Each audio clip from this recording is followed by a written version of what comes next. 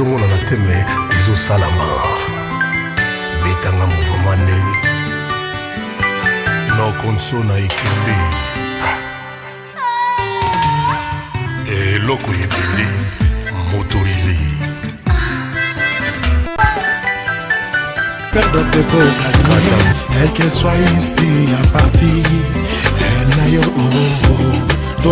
Bonjour et bienvenue dans votre émission La Diversité.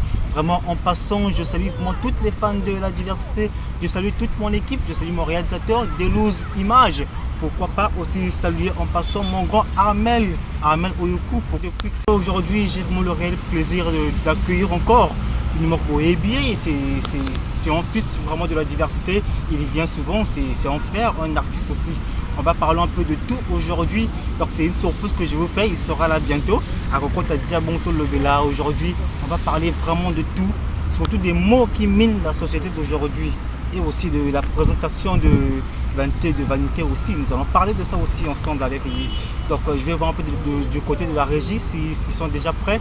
On va côté Sabuso Hiroshima déjà, des images. Fais ton travail. Est-ce qu'il y a un fou de Jésus ici? Il y a un fou de Jésus. Un fou de Jésus. Moi, je suis un fou de Jésus. Nakotombo lanzambe ti nati. Telema zamba zelengi.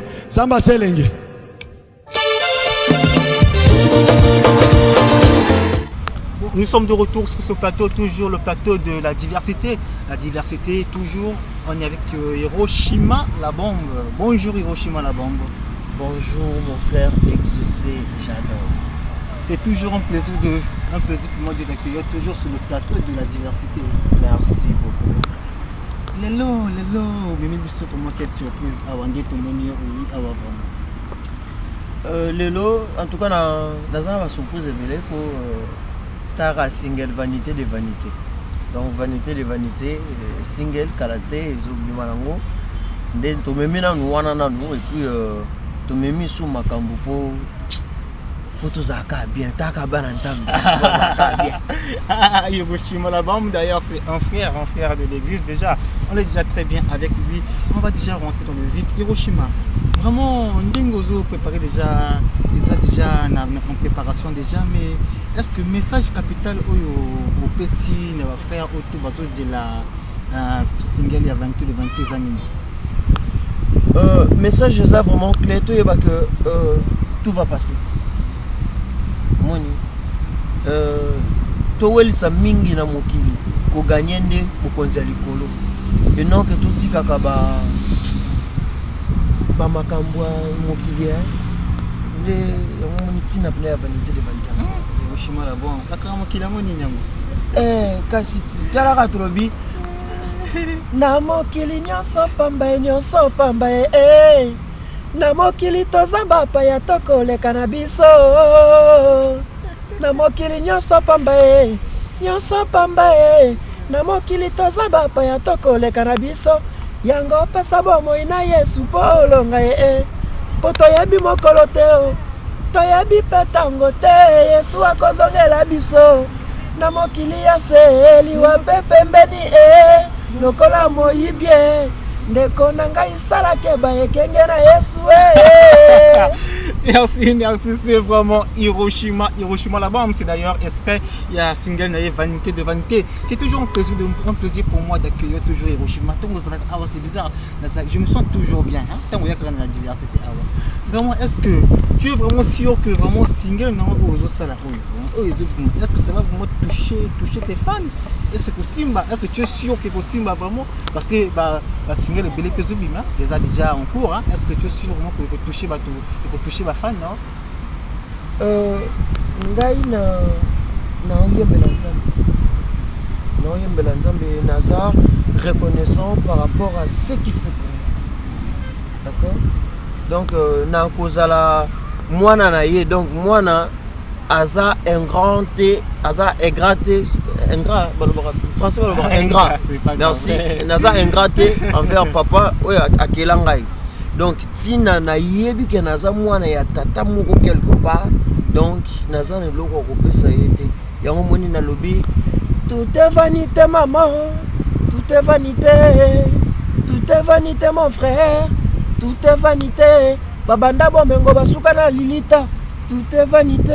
Donc tu vois, onga na zana yango na pousse ne pas papa. Pona ko yembe. Pona ko yembe donc après ça on va voir ce que na pousse ne pas na ko yembe. Ah, donc c'est le meilleur cadeau que Dieu t'a donné vraiment. Donc merci c'est ça alors. Hiroshima la bombe. Donc on a déjà sûreté que tu l'as vraiment tu combines dans l'église na biso vraiment. Dès que Berger Louma au trésor m'avait dit la fois passée mais single one est la vanité de vanité. Donc tu combines dans l'église vraiment et pour c'est vraiment du soir. Pour ça na louange mi balé. Ils ont deux louanges. Louange moko za adorons l'Éternel. Moko za Eli qui na Nzambe et chant yango wana vanité de vanité. Omoni pona kati wana nde tosali pona lola biso nyonso totombola maboko likolo kuna na lola biso nyonso totombola maboko likolo tombola tombola tombola tombola Hiroshima ndeko zoyemba tu beko pesa bato déjà avant ngouti puisque bato zela ngo dia ndeko comme oyemba déjà parce ya bon na vraiment il pesa bato avant ngouti mais ça kaka na kati wana nde omoni tolobi c'est normal tout ça na on peut se penser donc le col nazo sala pona papa ndenge maman mina Sidibe na prophète Osé Bossa Berger Lumwaku ya papi yo lo baonyo so bisinga babi to sala likambo oyo prophète Goyo akoyo ke ko sala bien papa Théophile akoyo ke ko sala bien Ashra Dinar akoyo ke ko sala bien ya Bibiane la ya baonyo so bakosepela on to sala va ndeko na lokumu na nkolo.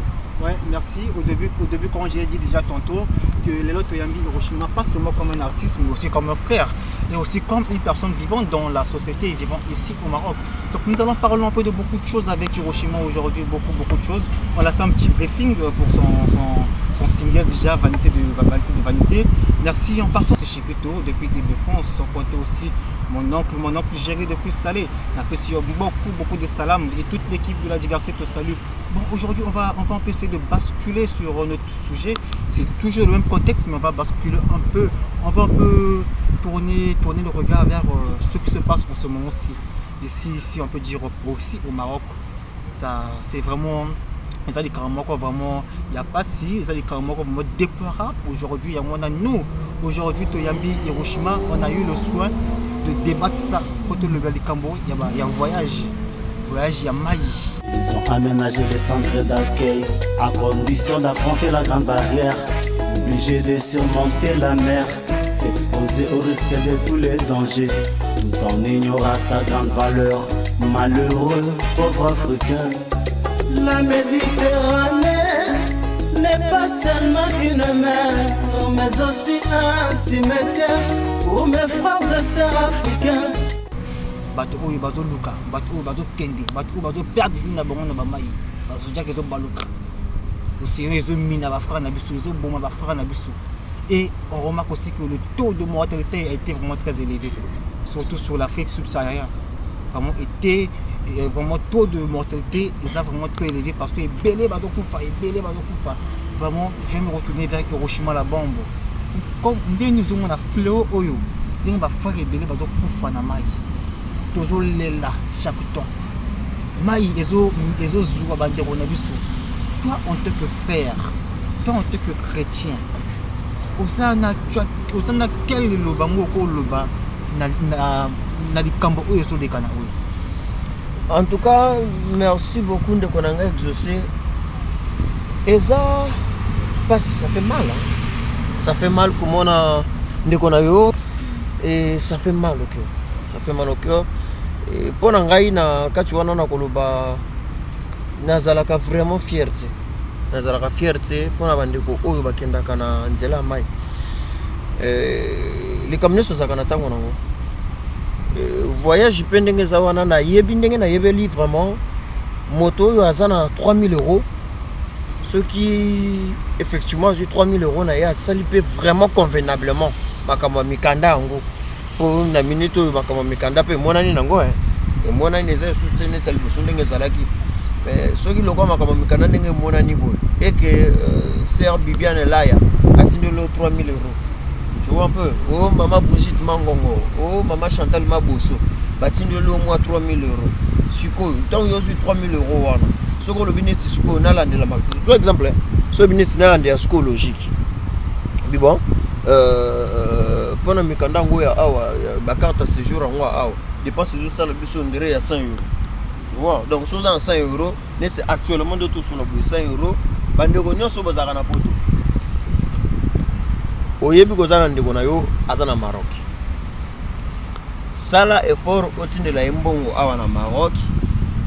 Asalisa makambu ya carte ya séjour na ye et ko permettre ye ambassade bolandela soki sengi 400 euros pour na kufuta pour na passeport ba ko bimisela ye passeport na yo convenablement et ko sala kazana carte ya séjour ya Maroc et ko permettre à qui atali bienvenue Boakalai sans problème et ko permettre à qui yukuna atali tosha za vingtaine ou anga mokoli passa sans problème et ko permettre ye atali Jonathan Sita pas de problème.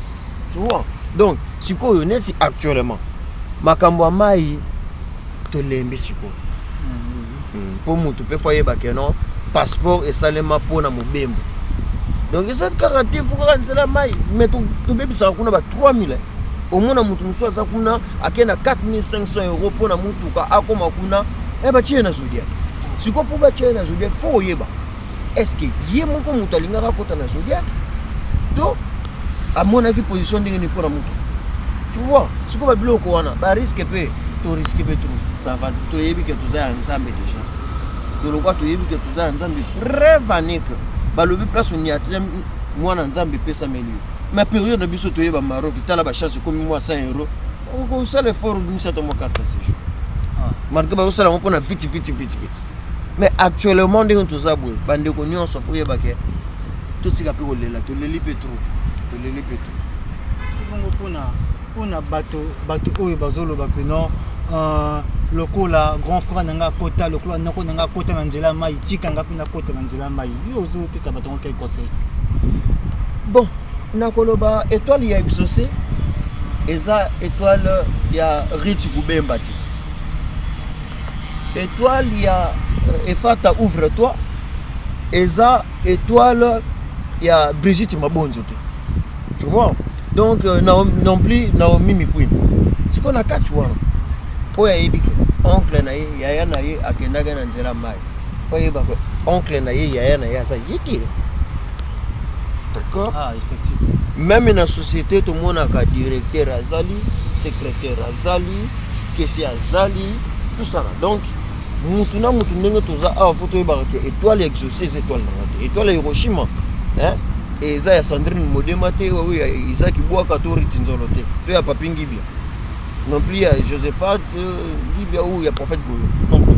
Donc, Kolanda, Teponde, Konayo, Potakiwana, Nanzelama, Indéo Pura. Ah, vraiment, ça c'était vraiment l'opinion. C'est l'opinion de Hiroshima là-bas, mon frère chrétien.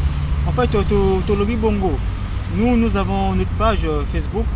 Vous tapez votre émission La Diversité, également sur YouTube, votre émission La Diversité, abonnez-vous massivement et on veut vraiment laisser vos commentaires à propos de ce sujet parce que on veut sauver les âmes, on veut sauver vraiment des vies des gens. C'est pas bon. Raison pour laquelle plutôt la diversité a pris le temps de se lever, la diversité a pris le temps de dénoncer cela avec le frère Hiroshima ici qui est ici présent. Donc intervenir dans ce sujet. La page est grandement ouverte. Mettez vos commentaires, abonnez-vous massivement comme j'ai dit. Votre émission La Diversité, vous tapez sur Facebook pour que mon émission donc émission La Diversité. Je fais de gros bisous toujours à mon grand zégode, le grand trésor depuis Salé.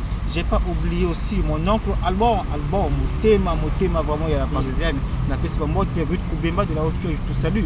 Pourquoi pas aussi faire un petit coucou à Coco Véré, grand prêtre Nabiso, n'a sur la moitié et la diversité tout ça aussi un bon rétablissement. Et Hiroshima la banque vraiment quel conseil tu peux donner à tous les frères qui sont en train d'emprunter ce chemin? Bazo a toujours Ndjela wane ya mai, bazo kine bazo zodiac, baza ko kufa ebele. Quel conseil le bango ya suka o ngolo bana bango ezanini? Pona ngai motuno tuni ngai exaucé j'adore. Bandeko nanga bokenda iso na nzela maiti botika na bino. Botika na bino. Ponzela mai. Nzamba na posa na yo kokisa 100 ans, yo zo mikatelela. Agi na yo wana. Donc yo ko zo manquer nzambe respect. Donc botika na bino. Naza nga d'accord. Donc ndeko nyonso tout oyanga. Aibi que c'est un vrai Congolais, vrai Zaïrois. Nzela mai botika na bino. Bokenda na Ah, d'accord. Voilà, il a vraiment pensé à Hiroshima la bombe, le frère Hiroshima la bombe. Alors, il dit vraiment qu'il a vraiment refusé, que Ndjela Maison, Ndjela Moko a bien été. Donc, tout bêtis sur la table et qu'on doit un peu arrêter avec ça parce que il va perdre ma vie, va faire un absou, un déconnexion, tout ça, Kunda Bango, à Maroc. Perdre ma maman, perdre ma vie, à Bango, à liste, c'est ça, vraiment trop molay, c'était tout les bazars, il de perdre. Raison pour laquelle la diversité et le lobby, avec mon président de Delouze Images. Non, on doit parler de ça, on doit dénoncer ça. Et aujourd'hui, nous avons plus le temps de dire ça. Donc, comme j'ai dit déjà, on a besoin de vos commentaires, on a besoin de vos remarques, on a besoin de vos points de vue afin de mobiliser vraiment la société. Et aussi, je lance un message en passant aussi.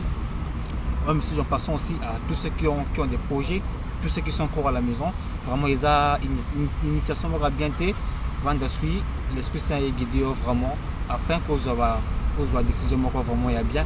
Donc comme presque à la fin il y a une émission déjà Hiroshima la bombe vraiment quel mot de clôture au cours de la passe à la fin déjà.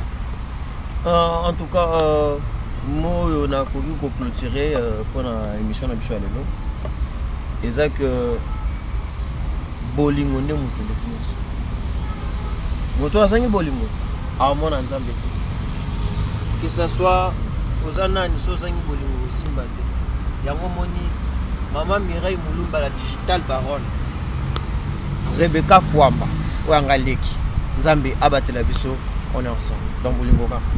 Merci, nous sommes à la fin de notre émission. Merci d'être vraiment branchés de partout là où vous étiez là vraiment branchés à nous regarder. Soyez toujours connectés à la diversité, soyez toujours connectés. On va vous décevoir, on vous donnera que des vraies infos. Donc on est presque à la fin déjà. Merci Naba Oyoku Batali émission de la diversité. Merci Naba Fan et Amen Oyoku Venabiso Venanga Solaka très bien. Je salue aussi maman et là maman toi qui ne cesse de faire pour le bienfait de la diversité. On se retrouve à la prochaine émission. Je salue vraiment toute mon équipe à la réalisation Delouze Images. On se retrouve à la prochaine édition. Bye bye. Général Ibaka Pascal. La vie est un jeu collectif à travers lequel Motonio sa participer. Règles à fair play. Fair play à Bobasengi. Fair play à Monde Libiki. La vie est un jeu collectif à travers lequel